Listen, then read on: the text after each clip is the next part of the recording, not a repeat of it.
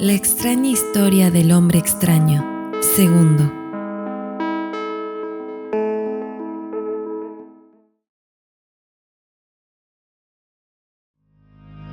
Hace un momento te he hablado de la mediocridad, dijo el hombre. Pero no estaba criticando tu mediocridad. En pocas palabras, si tú eres mediocre, es porque el mundo en sí es mediocre. ¿No crees? No lo sé. El mundo es mediocre. De hecho, no cabe duda. Pero, ¿acaso lo ha sido siempre? ¿Desde sus orígenes? No. El origen del mundo fue el caos, y el caos no es mediocre.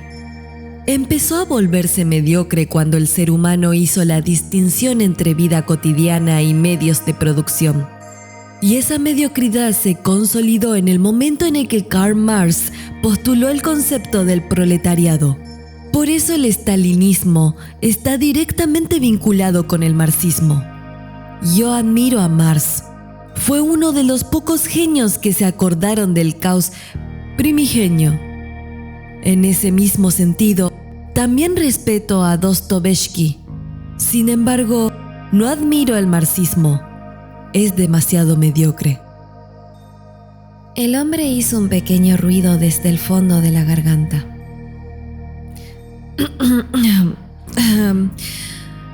Te estoy hablando con total sinceridad.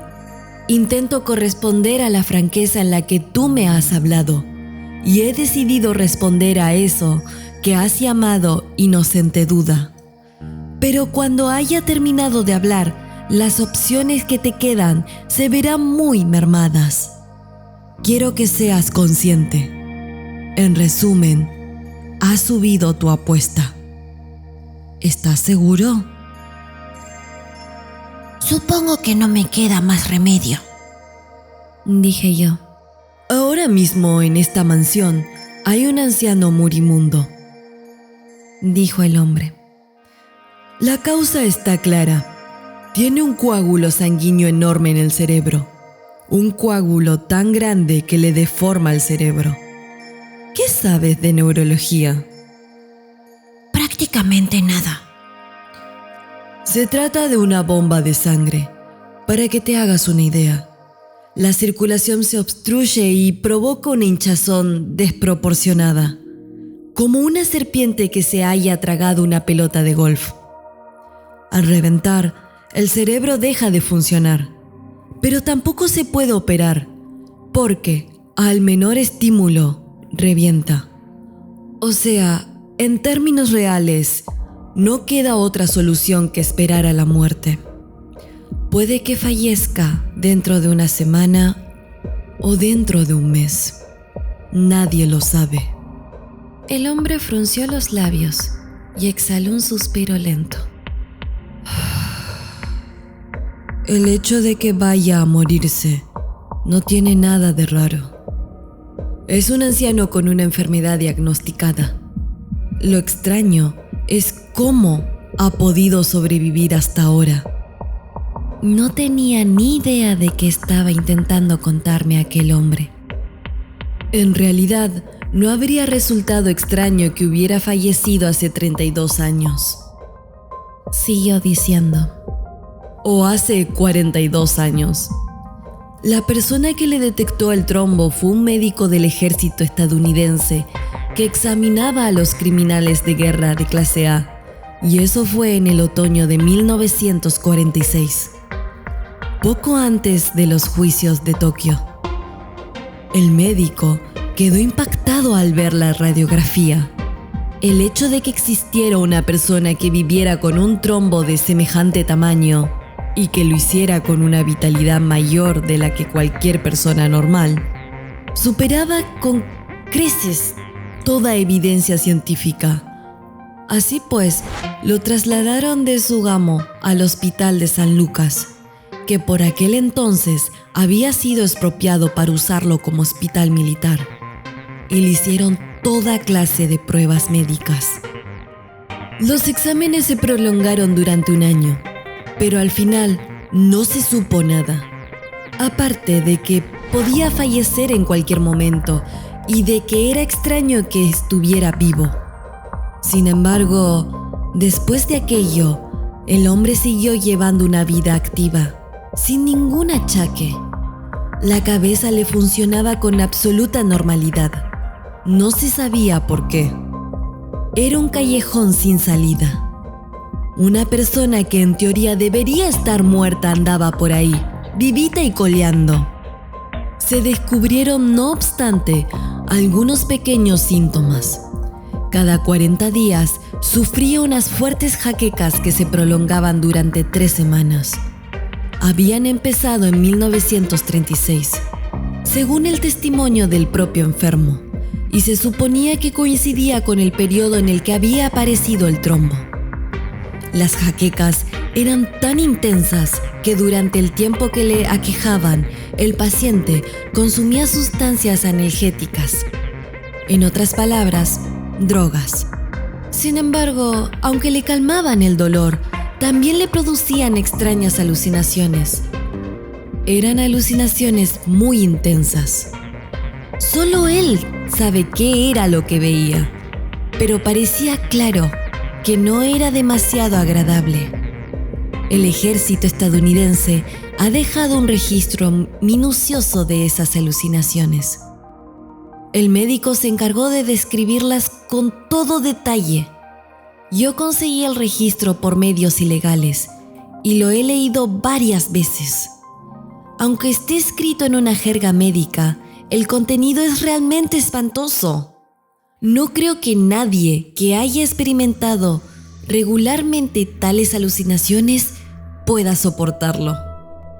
Tampoco se sabe por qué se producen esas alucinaciones. Se aventuró que quizás el trombo irradiaba periódicamente una especie de energía y que las jaquecas podían ser la reacción corporal a ese fenómeno. Al derribar ese muro de reacción, la energía atacaría directamente cierta parte del cerebro y como resultado se producían las alucinaciones. Aunque no deja de ser una suposición, despertó el interés de las autoridades del ejército estadounidense. Y entonces se empezó a estudiar a fondo por medio de un programa secreto de investigación encargado a los servicios de inteligencia. Todavía no sé por qué les interesó a los servicios de inteligencia estadounidenses investigar un mero caso de trombo, pero pueden plantearse varias hipótesis. La primera es que con el pretexto de esa investigación de tipo médico, se podrían haber realizado interrogatorios de naturaleza bastante delicada. Es decir, que pretendía hacer un control de esas rutas de espionaje y las rutas del opio en la China continental. Porque con la derrota de Chiang Kai-shek, Estados Unidos perdería su conexión china. Estaban deseosos de descubrir las rutas que el maestro conocía, y esa clase de interrogatorios no pueden realizarse por la vía oficial. Al final, después de esa serie de indagaciones, el maestro quedó libre, sin ser sometido a juicio. Cabe pensar que hubiese habido alguna clase de trato, información a cambio de libertad, ¿entiendes? Segunda hipótesis. Explicaría la relación entre el trombo y sus excentricidades como líder de extrema derecha. La idea es interesante, pero ya te explicaré más tarde. El caso es que, al final, creo que ellos tampoco consiguieron averiguar nada. ¿Cómo iban a hacerlo si el propio hecho de que estuviera vivo era inexplicable? Evidentemente, nunca averiguarían nada, a no ser que lo diseccionaran. He aquí, por tanto, otro callejón sin salida. La tercera hipótesis tiene que ver con un lavado de cerebro. Se basa en la idea de que mediante el envío de unas determinadas ondas de estímulo al cerebro se puedan provocar una reacción especial. Por aquel entonces, estaba de moda. De hecho, estaba demostrado que, en aquella época, En Estados Unidos se contribuyeron grupos de investigación sobre el lavado de cerebro. No está claro por cuál de las tres hipótesis se decantó la investigación de los servicios de inteligencia, ni qué conclusiones se extrajeron. Todo quedó sepultado dentro de la historia. La verdad, solo la saben el puñado de superiores del ejército estadounidense y el propio maestro. Él no le ha contado nada a nadie, tampoco a mí, y seguro que ahora no lo va a hacer. Por tanto, lo que estoy diciendo no son más que cábalas. Llegando a ese punto, el hombre carraspeó silenciosamente. Yo no tenía ni idea de cuánto tiempo había pasado desde que entré en la sala. Sin embargo, sí que conozco con más detalle cuál era su situación cuando apareció el trombo, es decir, en 1936. En el invierno de 1932, encarcelaron al maestro por su implicación en un plan para asesinar a una persona importante. Su estancia en prisión duró hasta junio de 1936. Se ha conservado los documentos oficiales e informes médicos de la prisión. Y, de vez en cuando, nos ha hablado de ello. Lo que te acabo de contar es el resumen de estos documentos. Poco después de ingresar en la cárcel, padeció un fuerte insomnio. No se trataba de un insomnio normal. Era un insomnio de un grado muy peligroso. Había veces que se pasaba 3, 4 días o incluso casi una semana sin pegar un ojo. La policía de la época obtenía confesiones sobre delitos políticos, manteniendo despierto al detenido. En el caso del maestro, el interrogatorio había sido peculiarmente severo, por estar relacionado con el conflicto entre dos facciones de derechas, la de Ko-Do-Ha, o la facción del Camino Imperial, y la de To-Sei-Ha, o la facción del Control. Para impedir el sueño del reo, le tiraban agua fría, lo golpeaban con una shinai o lo exponían a luces intensas cada vez que estaba a punto de dormirse. Al cabo de varios meses, cualquier persona quedaba totalmente anulada. Le destrozaban los nervios. O morían, o enloquecían o sufrían un fuerte insomnio. Al maestro le tocó el tercer suplicio y se recuperó por completo en la primavera de 1936. Es decir, en la misma época en la que se produjo el trombo. ¿Qué opinas al respecto? Puede ser que el estado extremo del insomnio le hubiera obturado por algún motivo los vasos sanguíneos del cerebro y le hubiera producido el coágulo. Esa sería la hipótesis más lógica. Si se le puede ocurrir hasta a un profano, también se le hubiera ocurrido a un médico del ejército de Estados Unidos. Pero con eso no basta.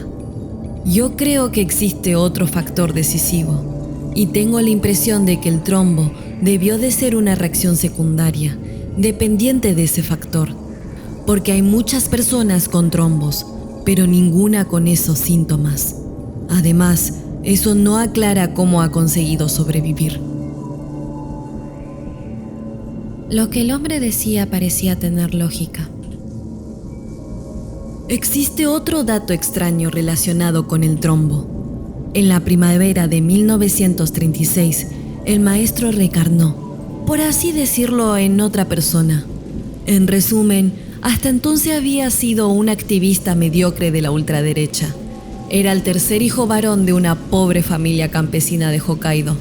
A los 12 años abandonó su hogar y se marchó a Corea.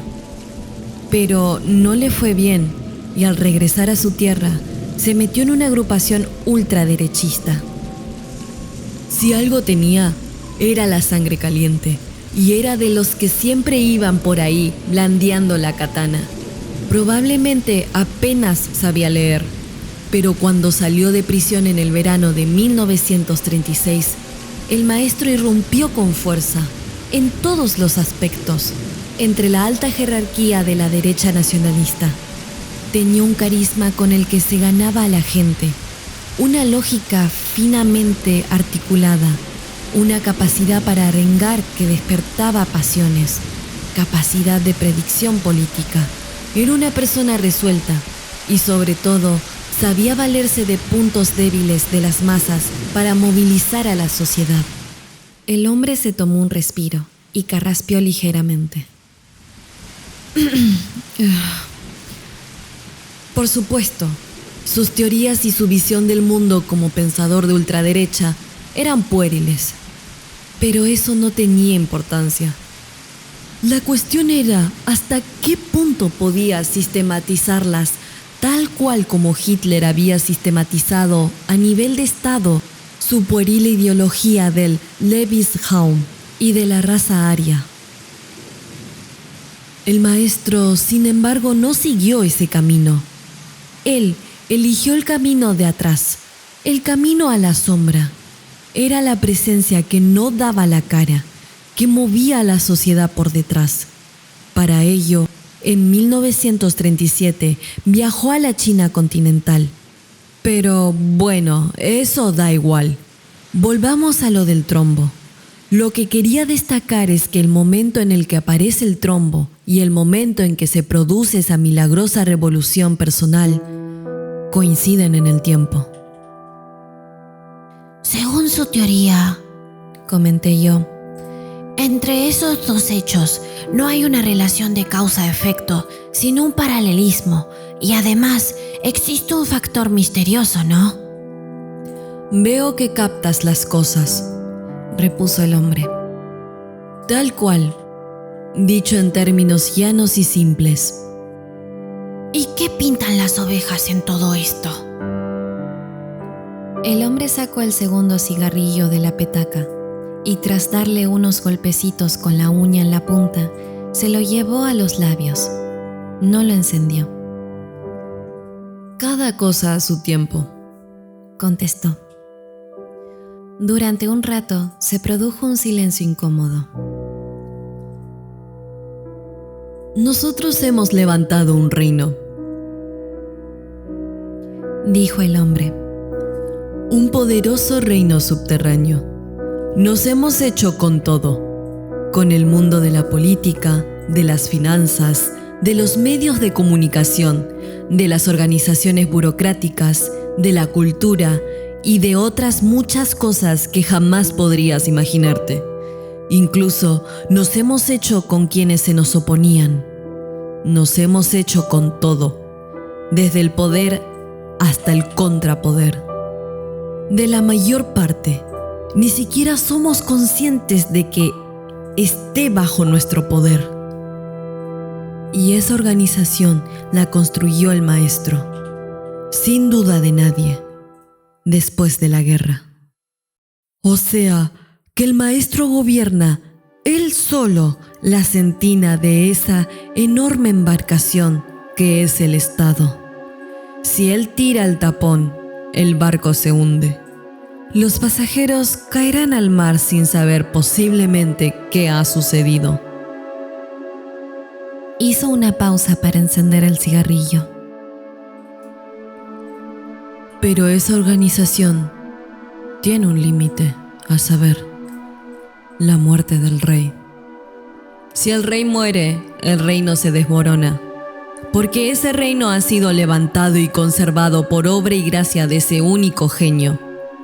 O según mi hipótesis, se ha levantado y se ha mantenido gracias a ese factor misterioso. Si el maestro muere, todo se acaba, ya que nuestra organización no es una organización burocrática, sino una maquinaria perfecta, con un cabecilla en la cúspide. Ahí residen el sentido y el punto débil de nuestra organización. O residían. La muerte del maestro acabará escindiendo, tarde o temprano, la organización, y ésta se hundirá en el mar de la mediocridad, semejante a un Valhalla pasto de las llamas. Porque nadie sucederá al maestro. La organización se dividirá, como si se derribara el vasto palacio y una corporación pública edificará en su lugar bloques de viviendas. Será un mundo homogéneo y aleatorio. En él no existirá la voluntad. Quizás a ti te parezca correcto.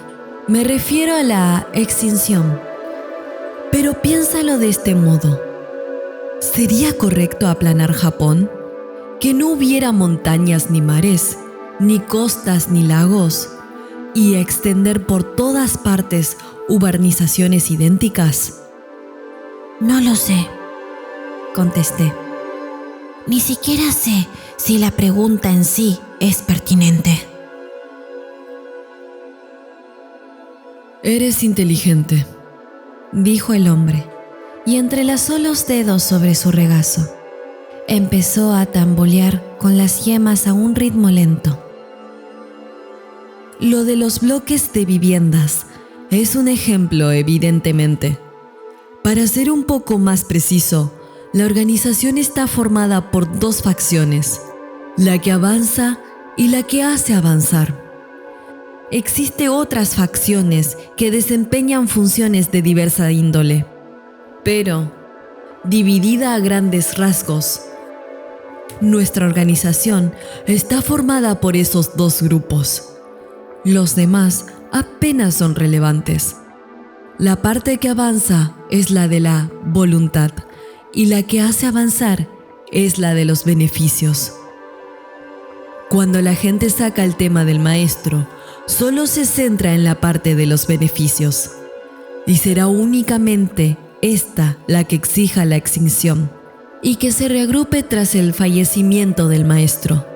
La parte de la voluntad no la quiere nadie, porque nadie la comprende. A eso me refiero con extinción. La voluntad no se puede excindir. O se hereda por completo, o se desaparece por completo. El hombre seguía tamborileando con los dedos a ritmo lento. Por lo demás, todo seguía igual que al principio. Mirada impenetrable, pupilas gélidas, rostro proporcionado pero inexpresivo. Su cara me miraba siempre desde el mismo ángulo. ¿Qué es la voluntad? Le pregunté. Es el concepto que domina el espacio, el tiempo y las posibilidades. No lo entiendo. Claro que no lo entiendes. Solo el maestro es capaz de entenderlo de modo instintivo. Se podría llegar al extremo de decir que significa la negación del autoconocimiento. He ahí donde se manifiesta la verdadera revolución. Para que lo entiendas mejor, consiste en la revolución en la que la mano de la obra incluye el capital y el capital incluye la mano de obra. Me suena a quimera. Al contrario, la verdadera quimera es el conocimiento. El hombre hizo una pausa. Lo que te estoy diciendo no son más que palabras, desde luego.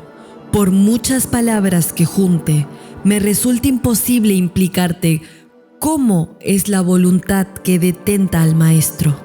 Mis explicaciones solo alcanzan a expresar el vínculo que existe entre esa voluntad y yo, mediante otro vínculo distinto de la naturaleza lingüística. La negación del conocimiento también implica la negación del lenguaje. Cuando los dos pilares del humanismo occidental, el conocimiento individual y la continuidad evolutiva, pierden su significado, le ocurre lo mismo al lenguaje. No existe cuanto individuo, sino cuanto caos. Tú no tienes existencia propia, eres un mero caos. Mi caos es el tuyo, tu caos es también el mío. La existencia es comunicación y la comunicación es existencia. De pronto, la habitación estaba congelada y tenía la sensación de que habían dispuesto una cálida cama a mi lado. Alguien me invitaba a mantenerme en ella. pero no fue más que una alucinación. Estábamos en septiembre y fuera todavía cantaba una multitud de cigarras. La expansión de la conciencia que realizaste o intentaste realizar en la segunda mitad de la década de los 70 acabó en completo fracaso porque se basaba en el individuo. Es decir, que expandiendo solo la conciencia sin que haya un cambio sustancial en el individuo, solo se consigue perder la esperanza. A eso me refiero cuando hablo de mediocridad. Pero bueno, supongo que por más que te lo explique, no vas a entender. Y tampoco te estoy pidiendo que lo entiendas. Simplemente hago el esfuerzo de serte sincero. Volviendo al dibujo que te pasé hace un rato, dijo el hombre. Es una copia del registro médico de un hospital del Ejército de los Estados Unidos. La fecha es del 27 de julio de 1946. Lo dibujó el propio maestro, a petición del médico, como parte de la tarea de describir las alucinaciones. Según ese mismo registro médico, este carnero aparece frecuentemente en las alucinaciones del maestro. Expresando en cifras, sería alrededor de 80% de las veces. Es decir, que el carnero aparecía 4 de cada 5 veces. Y no es un carnero cualquiera, sino uno de color castaño, con una estrella en el lomo. Por otra parte, el maestro ha usado el emblema del carnero grabado en este encendedor como sello personal desde 1936. Te habrás dado cuenta de que el carnero del emblema es idéntico al dibujo del registro, y es también el mismo que sale en la fotografía que tú tienes. ¿No te parece curioso? Supongo que no es más que una casualidad, dije yo. Mi intención era que sonara natural, pero no me salió bien. Hay más, prosiguió el hombre. El maestro es un ávido coleccionista de toda la información y de todos los documentos existentes sobre ovejas, dentro y fuera del país. Durante mucho tiempo, él mismo se encargó de revisar una vez a la semana todos los artículos sobre ovejas publicados cada semana en todos los periódicos y revistas editados en Japón. Yo siempre le he ayudado. El maestro puso todo su empeño en ello. Era como si estuviera buscando algo. ¿Lo entiendes? Desde que la enfermedad lo dejó postrado en la cama, he sido yo quien se ha encargado de la tarea a nivel personal. Sentí una gran curiosidad por ver qué cosas aparecían. Así fue como apareciste tú y tu carnero. Desde luego, no es una casualidad. Sopesé el encendedor en la mano. Tenía un peso realmente agradable, ni demasiado pesado ni demasiado ligero. Parece mentira que existan pesos así de perfectos. ¿Por qué se habrá empeñado tanto el maestro en buscar a ese carnero? ¿Tienes alguna idea? No lo sé, dije yo. Acabaría antes si se lo preguntara directamente a él. Se lo preguntaría si pudiera. Durante las últimas 2 semanas ha estado inconsciente. Lo más probable es que no recupere el conocimiento. Y cuando se muera, el secreto del carnero con la estrella en el lomo quedará relegado a las sombras para siempre. Yo no puedo tolerar eso. No por beneficio propio, sino por una casualidad mucho más grande. Yo abrí la tapa del encendedor, rocé la piedra para prender el fuego y volví a cerrarla. Quizás pienses que lo que estoy contando no son más que tonterías. Puede que tengas razón, puede que no sean más que tonterías, pero quiero que comprendas que es lo único que nos queda. El maestro va a morir. Una voluntad va a morir. y todos los que están alrededor de esa voluntad también encontrarán la muerte. Únicamente quedará aquello que se pueda expresar en cifras. Nada más. Por eso quiero encontrar al carnero. Por primera vez, cerró los ojos unos segundos y permaneció en silencio. Te voy a contar mi teoría. No es más que una teoría. Si no te gusta, olvídala. Creo que ese carnero representa el arquetipo de la voluntad del maestro. Como los moldes de galletas con forma de animal, ¿no? Dije yo.